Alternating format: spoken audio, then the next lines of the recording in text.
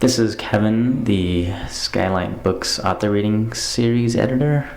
Due to some technical circumstances, the first portion of the Michael Connelly podcast was not recorded. However, the majority of the Q&A was recorded, so please feel free to enjoy that.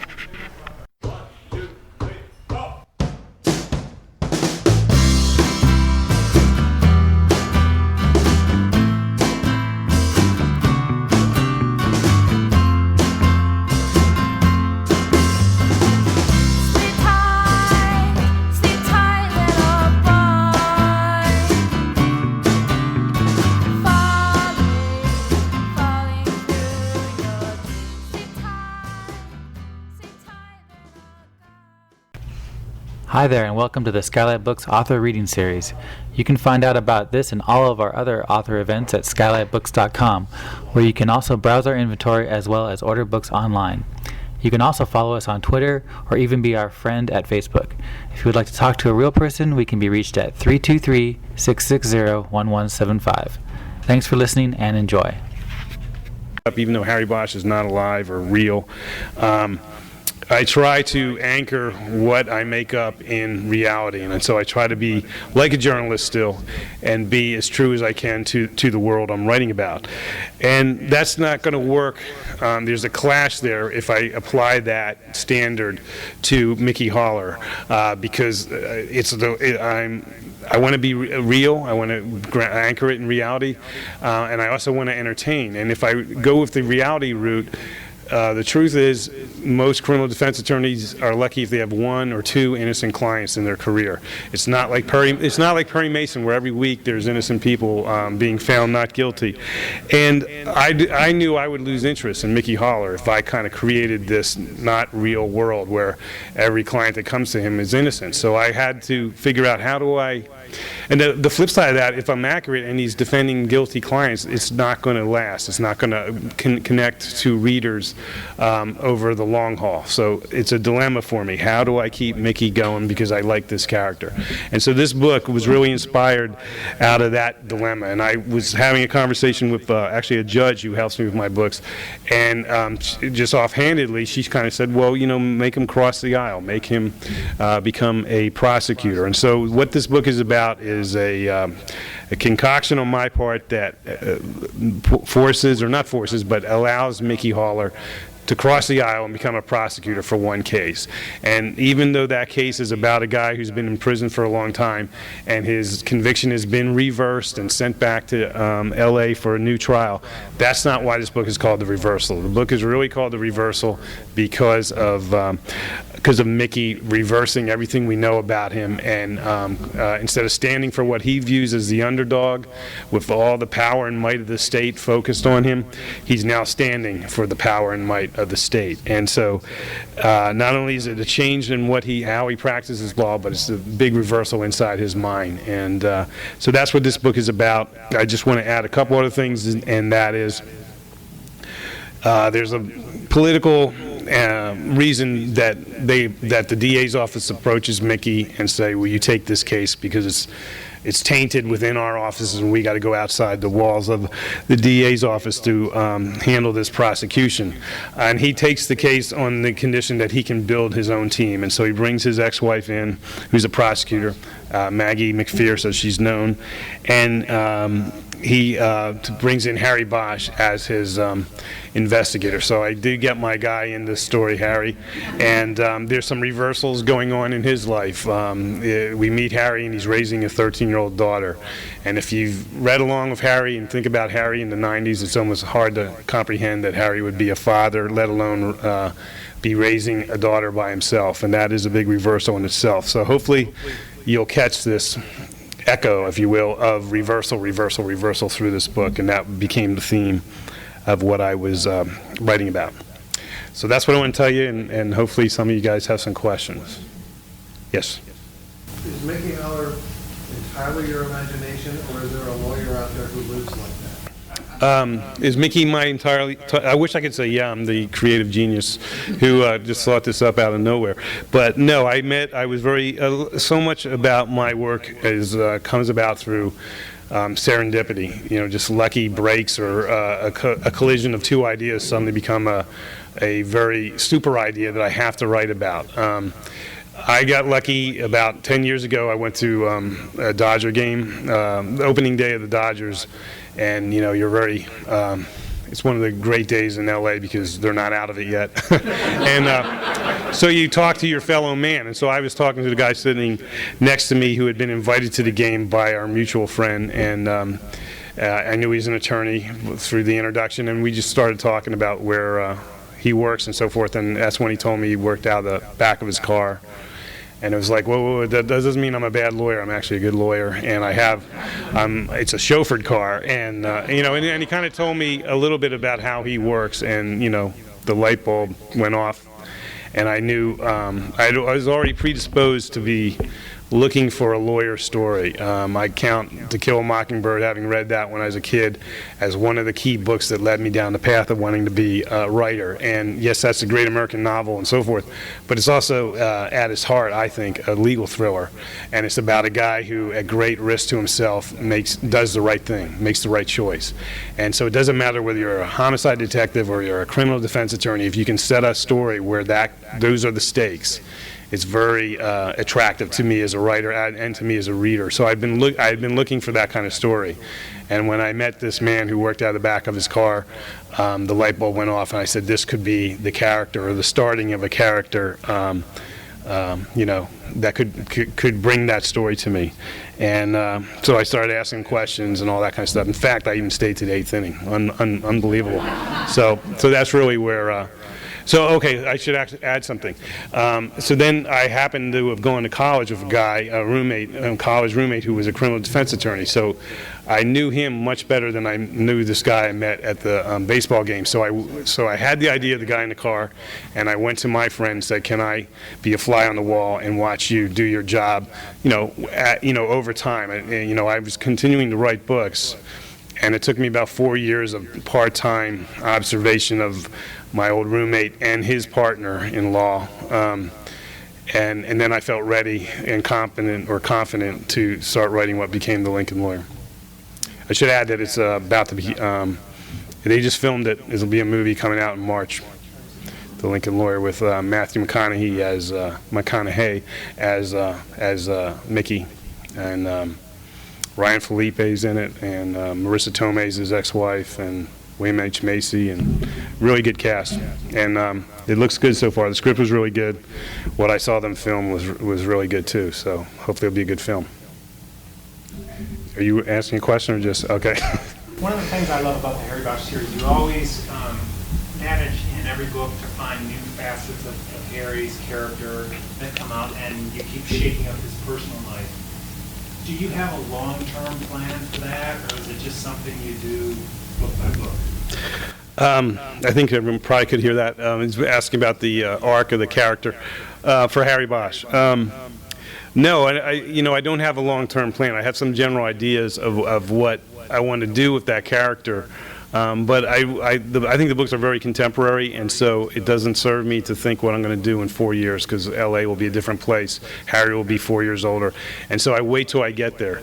But that is, like I say, I do have some general ideas of what I want to do with him. I made a choice. I'm extremely fortunate as a writer. I've been writing about this guy for more than 20 years. He's been published for 18 years.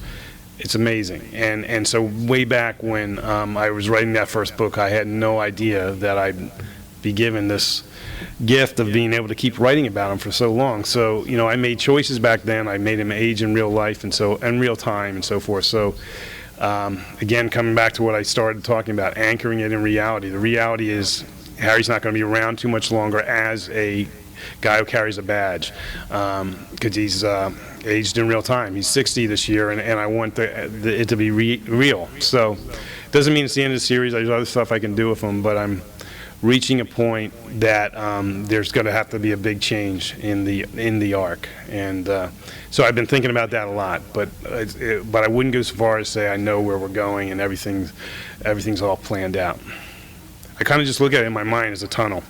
Harry's going through a tunnel towards the light, and I don't even know what that light is. Hopefully it's fulfillment and romantic relationship, everything that everyone wants. Hopefully Harry's heading towards that, but I don't know when that's going to be or exactly how it will come about. You've alluded to the LA riots in a lot of the Harry Bosch novels. Have you ever thought about telling the whole story around the riots? He asked about the riots and whether I'd do more about it. Probably not. I mean, I think I've said what I wanted to say. It was in my final year as a reporter was when those happened, and it was just pretty strange time. And it was a strange time to be a reporter, and so all that. And so I had some feelings about it that I wanted to put in at least one book, and that was Angel's Flight, and that was pretty much worked it out for me, and that was probably all I had to say about that. There's other time, I'm talking about how I'm running out of time with Harry. The books are very contemporary. Once he no longer has a badge, I think I'm going to relax on that idea, and I might go back in time. And I've made references to Harry and his when he was a patrol officer. I'd love to write about Harry in the 70s. Some interesting things happened in L.A., and I planted seeds that he was, at the SLA shootout and things like that. And so I think I would go back and explore that. Okay. Anybody else? Yeah. Okay. The Garden of Earthly Delights, and I think it's called Stranger at a Cafe, are a couple of the paintings that seem to have influenced you. Are there any other pieces of art that have influenced your writing? That's a good. You know what? That might be a question I've never been asked. But I have to say, you get influenced by. I get influenced by everything. Obviously, my books have been influenced by real people I've met, books I've read, movies I've seen. But then it goes further. Actually, music has inspired some of the books, and certainly paintings. I can't say that. Offhand, I have a hard time remembering my early books. Offhand, those are Harry Bosch, obviously, as a painter, is very influential on me. The Nighthawks, the one you're talking about, the Edward Hopper thing. And then I wrote a book called Last Coyote, where Harry has a relationship with a painter, and that was something I explored there as well.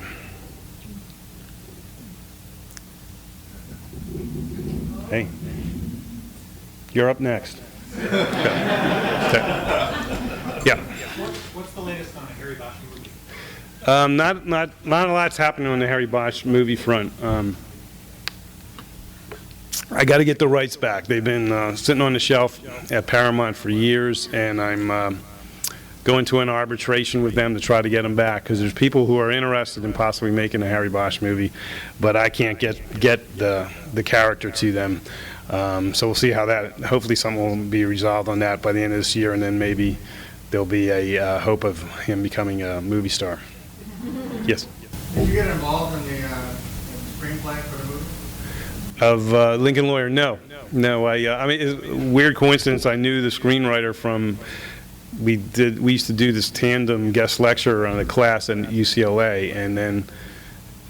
We stopped doing that, and years later I hear he's the guy who hired for the screenplay. He's a former attorney, and they did several drafts. The guy who produced it was a former trial attorney in Chicago, and so when he optioned the book for me, he said that what I liked about this book the most was the gritty reality, because I saw this, because I did this for a living in my former career. And he said, so when I make this, I promise that will remain intact. And from what I've seen, it did. And that was really the selling point. A lot of people wanted that book in Hollywood, and I chose him basically on that promise.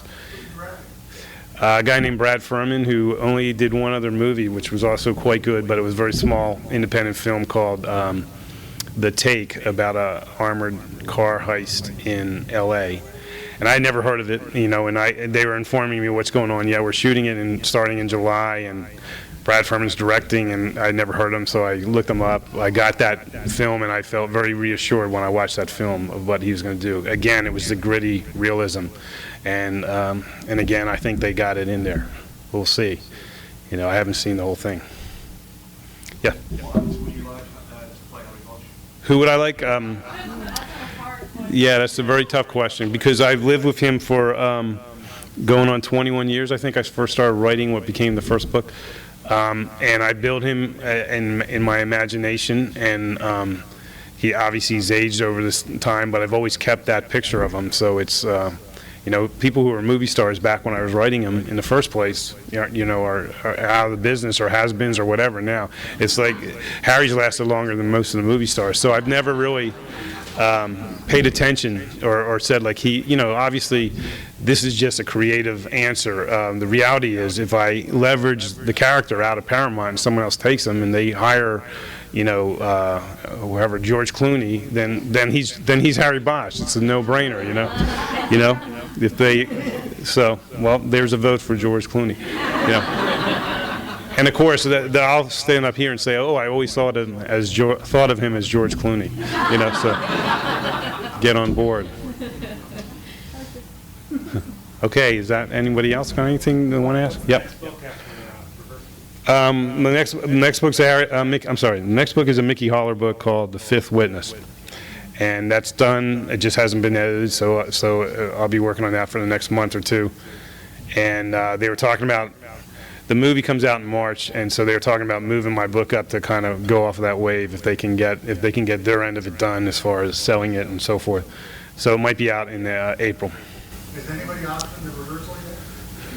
The reversal, no, they couldn't, because it's got Harry Bosch in it and Mickey Haller, so it's like divided rights right there, That would take, Secretary of State just to get people involved. Yeah. Yes. Yeah. That was you. It's been fun, learning about LA restaurants through your books. Yeah, everything's a write-off, So, yeah. I guess my question is, so are these your favorite restaurants that you like as well, or you just kind of do research about them?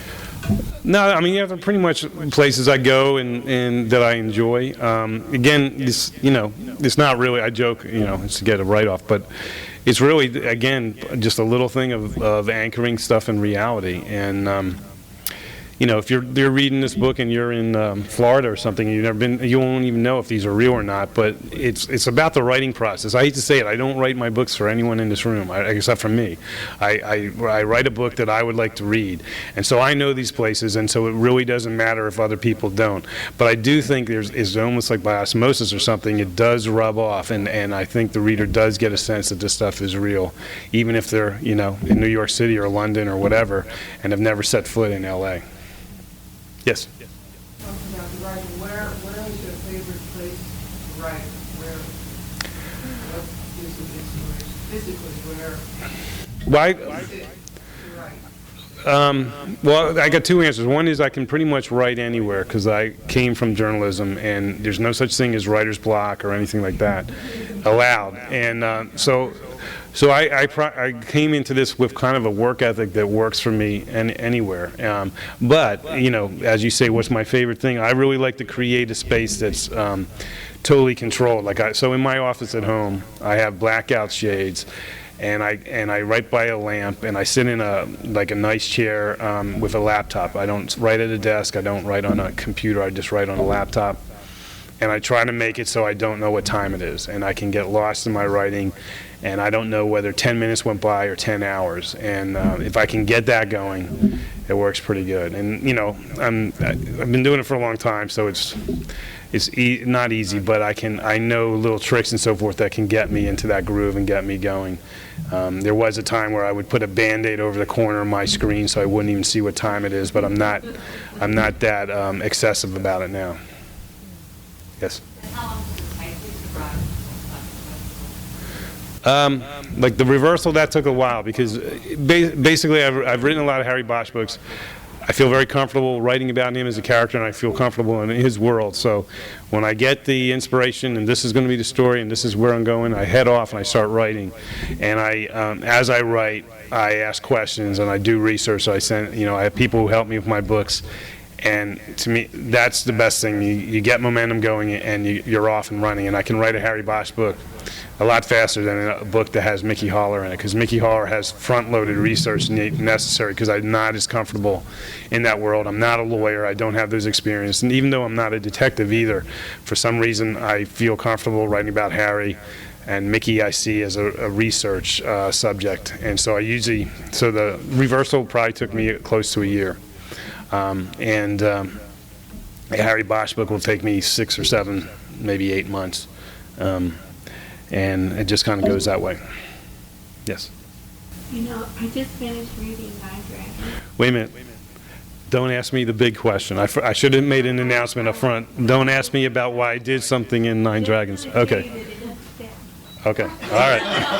All right. That's good. Yeah. I don't even know yet. I've been gone a while. Several different reasons. One obvious ones was some family reasons. I'm from Florida. My wife's from Florida, and there was some illness in her family, and I work at home, so I can. And as I just bragged, I can write anywhere. So I kind of put that to the test. But I had also written. I think it was after I'd written my 12th book. And I just felt I should shake things up. When I lived in LA, I moved all the time. I lived here 14 years. I lived in 7 different places.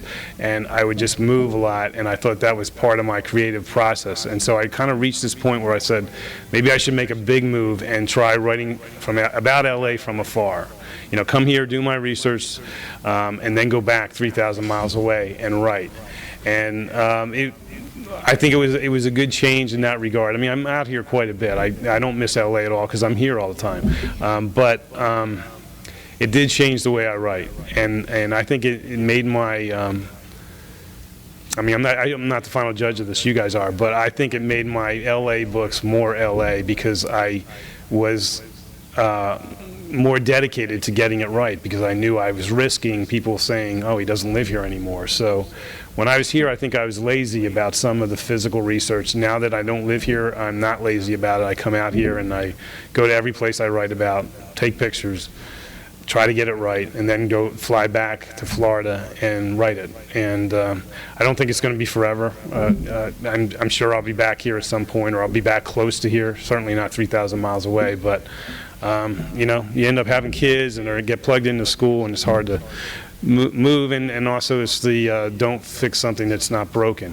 You know, so far no one has lashed out at me in a review saying I don't know what I'm doing about LA. And you know, if that starts happening, then I do have to start thinking about coming back. Although I did spell Gardena wrong in a recent book. Right? Oh, well, listen, thank you very. Oh, you got one more? Yep. A prequel? Yeah, that's kind of like what I was saying about. Write about Harry, you know. I also want to write about Harry in Vietnam. I touched on a pretty interesting history, but it's not my history. You know, I wasn't over there, and so that's like a daunting project for me. But you know, as I say, I've been doing this a long time. I get more confident, so I think I will eventually write that book, and I will write about Harry as a rookie cop. And there's a lot, you know, there's a lot for me to be excited about, and that I feel is down the road, so he'll be around, and maybe we'll even see Mickey as a younger person as well. I mean, it's cool to bring all these characters and crossing paths and so forth, and you know, it's a whole other universe that I can explore. Thanks very much for supporting this store, and of course for supporting me. I appreciate it. Thank you.